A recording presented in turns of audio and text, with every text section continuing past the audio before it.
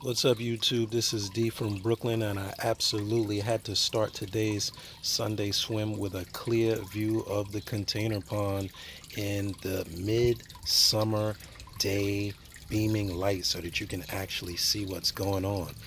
First and foremost, you see that nice big bed of good old-fashioned algae mat on the floor is coming to life, which is a super good sign because that is what sustains my algae nibblers and my little microfauna that live in the tank when I am not home and not feeding them.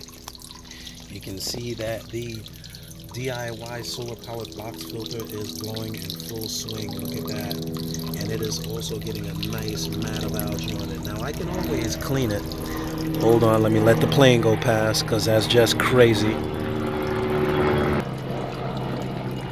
Yeah, luckily I live really close to a airfield, so that's cool.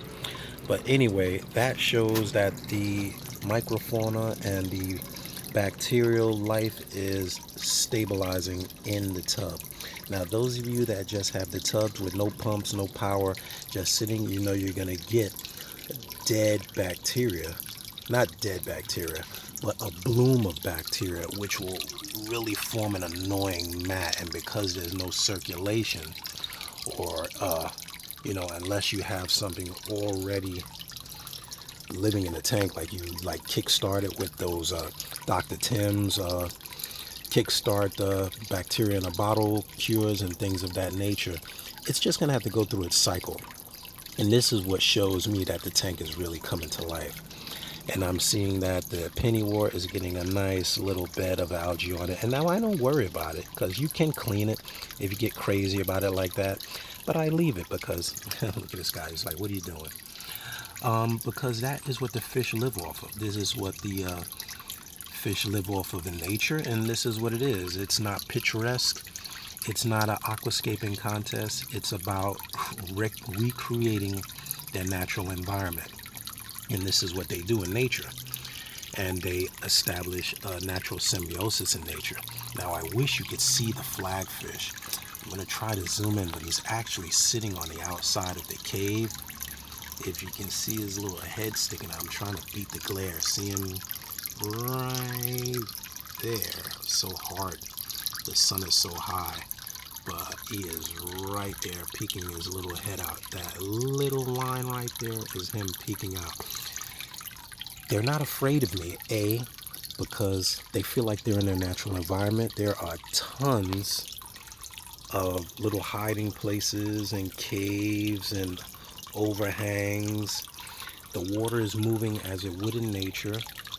The sun comes up and down because it's not on the timer, it's on God's timer, as I like to refer to it.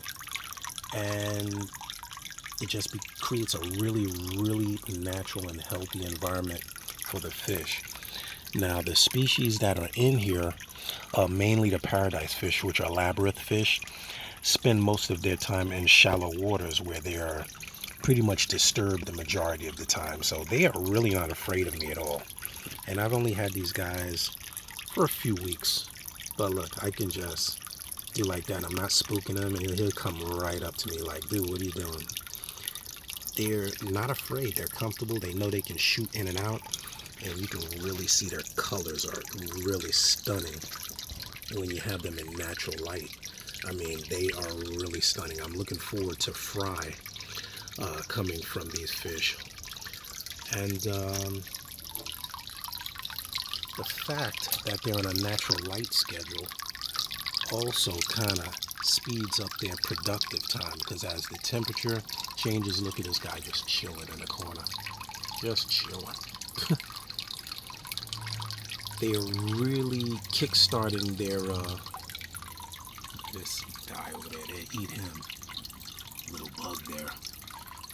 Breeding wise, it's the best thing for your fish, because I've been able to breed fish that I was never able to breed in a house, especially these labyrinth fish, which need moving water, natural microfauna, and just I think the fact that the sunlight is just on them, it warms during the day and it cools at night. It's their natural habitat. They definitely benefit from it. Now, I'm not going to end with the rap of about the pond because you guys probably get tired. So I thought this guy was saltwater guy, freshwater guy. Look at this one. It's definitely probably carrying eggs. Look how big she is right there. I thought that was a male with really big fish. Let's take a walk on over to the greenhouse. Here's my raspberries. I'm getting quite a few raspberries with all the rain that we've been having. There's the solar power for the greenhouse. Getting tomatoes too. Let's peek in. I'm not going to open the whole thing because it's a pain in the neck. Let's peek in on... There's the box filter that I just made in the last video, and you can see it is blowing. Look at the difference in the water. See how it cleared up that stagnant surface area? No more algae mat on the side, on the top.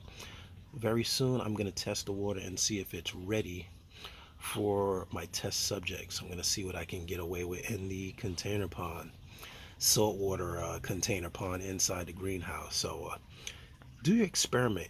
Get outside, get out of the house, get off the video games, get away from the tank, get outside, go into nature and see what nature actually does so that you can know what your tank can do and what it's capable of. This is D from Brooklyn with a quick Sunday swim. Love, peace, and hair grease. See ya. I'm out, people. Click subscribe if you want. Do what you want. Do what you like. All right. See ya.